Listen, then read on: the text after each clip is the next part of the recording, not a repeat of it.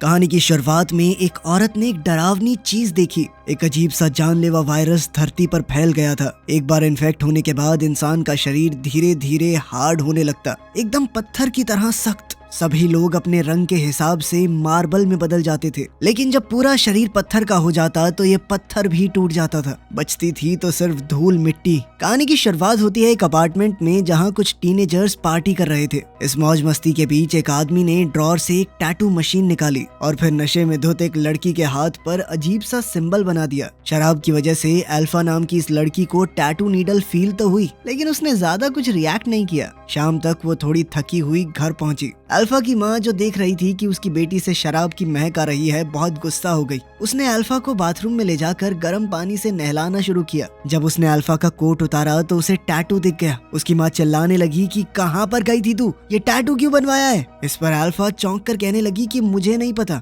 ये सुनकर उसकी माँ बहुत गुस्सा हो गई, लेकिन इस गुस्से के पीछे असल में डर था। उसकी माँ एक नर्स के तौर पर काम करती थी और उन्हें असली डर था पेट्रिफिकेशन वायरस का। किसी को नहीं पता कि ये वायरस कहाँ से आया और कैसे बढ़ा। और सबसे बुरी बात यह है कि ये वायरस शरीर के अंदर बहुत लंबे समय तक बिना कुछ किए रह सकता है। जब इंसानों को इस वायरस के बारे में पता चला तो ये पहले ही पूरी दुनिया में फैल चुका था। लगभग आधी दुनिया इस वायरस से इन्फेक्ट हो चुकी थी। अल्फा की माँ को डर था कि कहीं गंदी नीडल ना इस्तेमाल की गई हो उसका ये टैटू बनाने के लिए। उसने जल्दी से अल्कोहल का इस्तेमाल करके उस एरिया को डिसइंफेक्ट किया और कहा कि कल हॉस्पिटल आ जाना, टेटनस का शॉट लगाना है।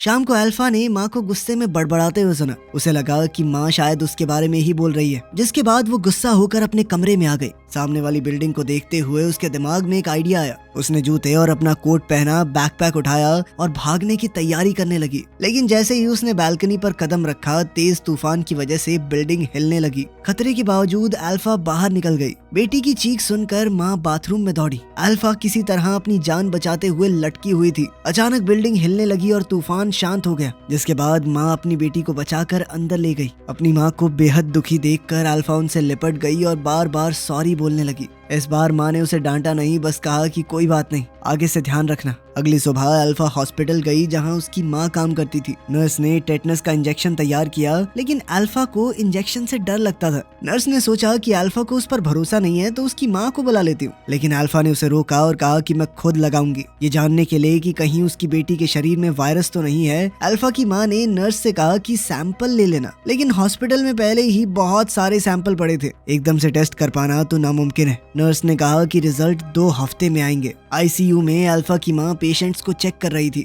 लेकिन कॉरिडोर में जहाँ पहले भीड़ थी अब बिल्कुल सुनसान हो गया। कल उसे डिनर भी देने कोई नहीं आया। पता चला कि इस खतरनाक वायरस से डरकर, जिसकी कोई वैक्सीन भी नहीं है, सभी नर्सेज ने मिलकर रिजाइन कर दिया। पेशेंट्स की कंडीशन बहुत सीरियस थी, जिनके शरीर में इन्फेक्शन 85% से ज्यादा बढ़ गया था। वो खुद अपना ख्याल रख ही नहीं सकते, उनका पूरा शरीर जम चुका है। ये वायरस हवा से नहीं फैलता तो अभी कंट्रोल में है। जब वो वार्ड के सबसे अंदर वाले हिस्से में गई तो एक बेहद दर्दनाक नजारा देखा। एक पेशेंट जो कल होश में था आज पूरी तरह पत्थर बन गया। हॉस्पिटल बेड पर पड़े पेशेंट को देखकर उसने शांत रहते हुए उसकी बॉडी पर लगे सेंसर हटाए और उनके आखिरी पलों में उन्हें एक इज्जत भरी अलविदा कही। क्योंकि उसे हॉस्पिटल जाना पड़ा था, इस वजह से अल्फा आज अपनी सुबह की क्लास के लिए लेट हो गई। जब होमवर्क सबमिट करने की बारी आई तो टीचर ने अल्फा को अपने पास बुलाया, लेकिन जैसे ही अल्फा घूमी उसके हाथ पर लगा जख्म फट गया, जिस पर उसने ध्यान नहीं दिया। डेस्क पर खून गिर गया। क्लास के स्टूडेंट शॉक में आ गए, सब लोग घबरा गए। अल्फा ने समझाने की कोशिश की, ये सिर्फ मेरे हाथ में लगी हुई एक चोट है, लेकिन इस वायरस का डर इतना ज्यादा था कि सबको लगने लगा अल्फा इन्फेक्ट हो गई है। पैनिक न हो इसलिए टीचर ने अल्फा को स्कूल के डॉक्टर रूम में भेज दिया। उसके सभी दोस्त उसे बहुत अजीब से तरीके से देख रहे थे और इस बात से अल्फा बहुत उदास हुई, लेकिन उसके पास कोई और रास्ता नहीं था। उसने अपनी बुक्स पैक की और जल्दी से क्लासरूम छोड़ दिया। जैसे ही अल्फा बाहर निकली, एड्रियन नाम का एक लड़का उसके पीछे भागा। दरअसल एड्रियन और अल्फा एक दूसरे से प्यार करते थे।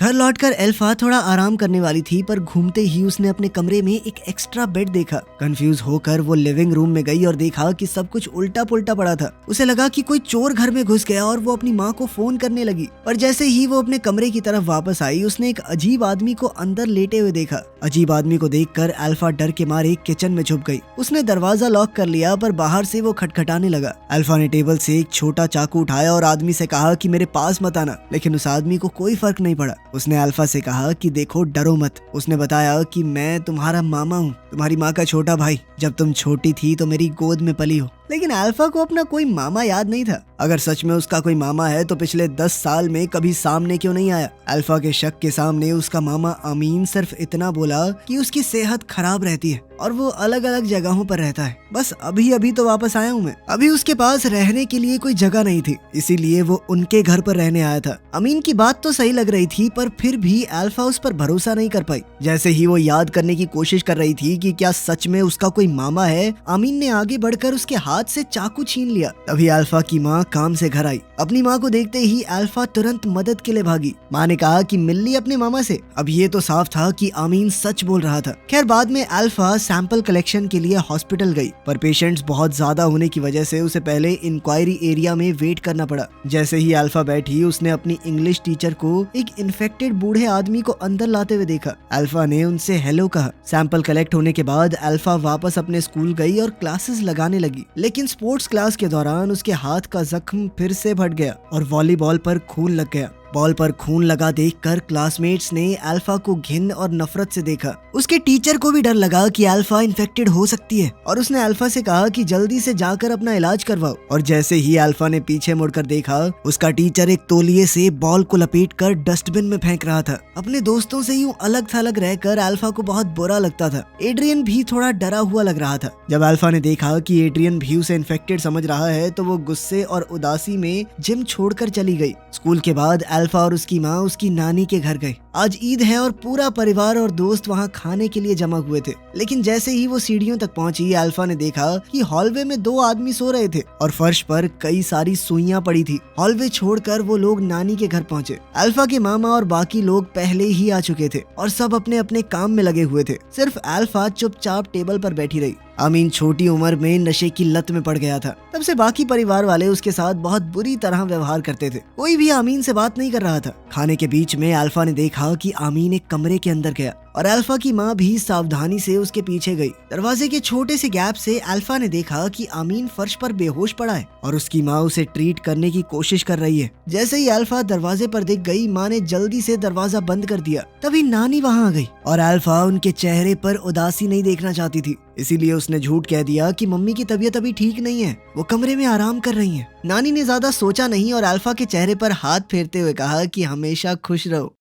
स्कूल में अल्फा के साथ फिर से बाकी बच्चे बुरा बर्ताव कर रहे थे, क्योंकि ये वायरस किस तरह से फैलता है ये बात पता ही नहीं किसी को। इसीलिए सभी बच्चों को डर लग रहा था कि अल्फा इन्फेक्टेड है और वो उससे दूर रहना चाहते थे, खासकर तैरते वक्त। कुछ बच्चों ने अल्फा को घेर लिया और कहा कि तुम स्विमिंग करने मत जाना। लेकिन अल्फा को ये पसंद नहीं आया कि वो बच्चे उसे दबा रहे थे और उसने उन सब के ऊपर थूक दिया। ले अब तुझे भी लग गई बीमारी, ले। बाद में स्विमिंग क्लास के दौरान जिस लड़की पर अल्फा ने थूका था, उसने बदला लेने के लिए अल्फा को पीछे से खींचना शुरू कर दिया और उसके साथ ही मिलकर अल्फा को डुबाने लगे। अल्फा ने लड़ने की कोशिश की, पर गलती से वो पूल की दीवार से टकरा गई। उसका सर घिस गया और बहुत सारा खून बहने लगा। पूल में खून देखकर क्लासमेट्स घबराकर भाग गए। स्कूल में बेटी को चोट लगने की खबर मिलते ही माँ तुरंत वहाँ पहुंची। लेकिन प्रिंसिपल ने शैतान बच्चों को सजा नहीं दी। उसने अल्फा से ही कहा कि तुम थोड़े दिन की छुट्टी ले लो। सच ये था कि स्कूल को बहुत सारे पेरेंट्स की तरफ से कंप्लेंट्स आ रही थी, जिसमें पेरेंट्स चिंता जता रहे थे कि हो सकता है अल्फा इन्फेक्टेड हो,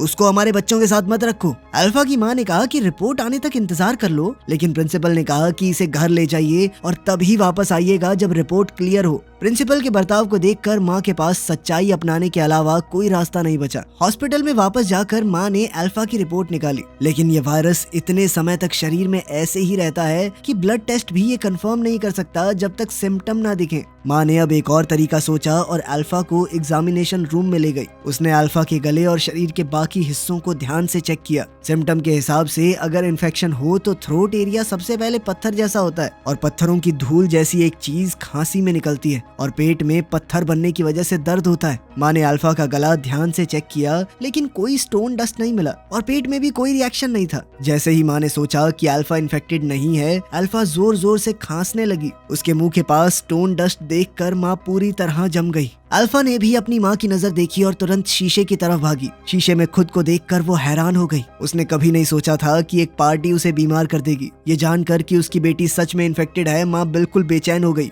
वो जल्दी से इसका इलाज ढूंढने लगी, लेकिन ये स्टोन वायरस पिछले 10 सालों से फैला हुआ है और साइंटिस्ट बिल्कुल बेबस। वैक्सीन बनाना तो दूर की बात है, उन्हें अभी तक ये नहीं समझ आया कि ये वायरस फैलता कैसे है। अब तक उन्हें सिर्फ इतना पता है कि इन्फेक्ट हो गए पेशेंट्स को अजीबोगरीब चीजें दिखती हैं। उदास होकर वो एक डेस्क पर लेट गई और समझ नहीं आया कि किया क्या जाए। वो अल्फा के कमरे में गई और अपनी बेटी को शांत करने की कोशिश की, लेकिन दरवाजे पर उसने एक अजीब सा सीन देखा। अमीन और उसकी बेटी बेड पर पड़े हिल रहे थे। दोनों की मूवमेंट बिल्कुल एक जैसी थी। अपनी बेटी को दर्द में देखकर वो सिर्फ तसल्ली दे पाई। उसने अपनी बेटी के लिए प्रार्थना शुरू की और तब उसे याद आया जब वायरस पहली बार फैला था। उस वक्त बहुत सारे वायरस से ग्रस्त लोग हॉस्पिटल में आ गए और एंट्रेंस पूरी तरह ब्लॉक हो गई। बेड कम थे और हॉस्पिटल पहले से ही फुल। सिक्योरिटी गार्ड्स ने दरवाजे बंद कर दिए और पेशेंट्स को अंदर नहीं आने दिया। घबराए हुए पेशेंट्स ने एंट्रेंस पर हंगामा कर दिया। गार्ड्स के बर्ताव से वो खुश नहीं थी, लेकिन हॉस्पिटल इतने लोगों को नहीं संभाल सकता था, तो बेचारे गार्ड्स के पास भी क्या रास्ता था।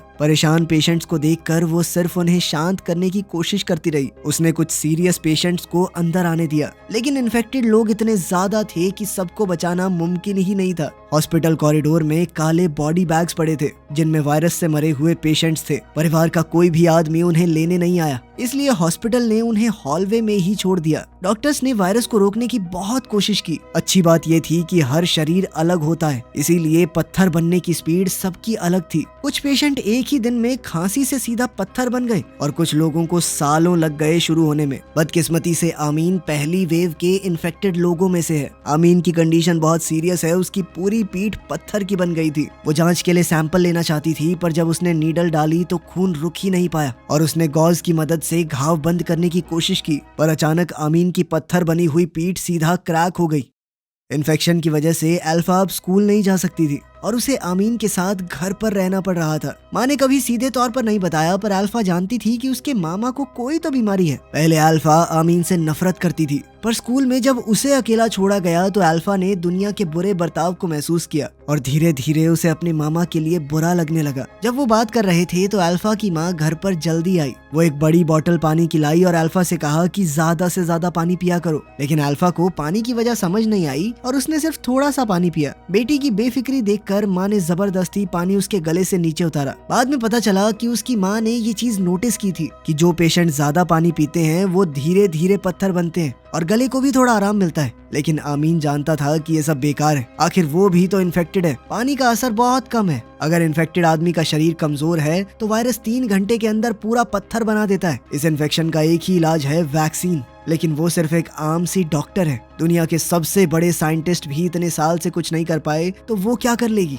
आमीन ने अपनी बहन को समझाने की कोशिश की कि अगर अल्फा पहले से ही इन्फेक्टेड है तो उसे घर के अंदर बंद नहीं रहना चाहिए, उसे जिंदगी को पूरी तरह से जीने दो। पता नहीं कितने दिन की मेहमान है ये बच्ची। लेकिन अल्फा के वायरस को फैलाने के डर से माँ ने सीधा मना कर दिया। इस बात पर घर में बहुत झगड़ा हुआ। जाने से पहले बेटी भाग न जाए, इस डर से माँ ने दरवाजे को लॉक कर दिया। शाम को एक उदास अल्फा बेड पर करवटें बदलती रही, जैसे उसे लगा कि उसकी जिंदगी ऐसे ही खत्म हो जाएगी। ऊपर से एक जोर की आवाज आई। जब अल्फा ने दोबारा आंखें खोली सब कुछ नॉर्मल था। पता चला कि ये सब सिर्फ एक सपना था। अपनी उदास भांजी को देखकर आमीन ने खिड़की खोली और अल्फा को छुप कर घर से बाहर निकाल दिया। वो एक बार में पहुंचे जो इन्फेक्टेड लोगों से भरा हुआ था। वहाँ सब लोग बात कर रहे थे, हंस रहे थे और उनमें से किसी को भी ऐसा नहीं महसूस हो रहा था कि वो गलत कर रहे हैं। वो लोग यहाँ अपने आप को बाहर की दुनिया के प्रेशर से फ्री महसूस करते थे। इस जगह पर कोई उन्हें जज नहीं करता था, कोई उनके साथ बुरा बर्ताव नहीं करता था। ये सीन देखकर अल्फा का डिप्रेस्ड मूड तुरंत बदल गया और वो हॉल में इन्फेक्टेड लोगों के साथ डांस करने लगी।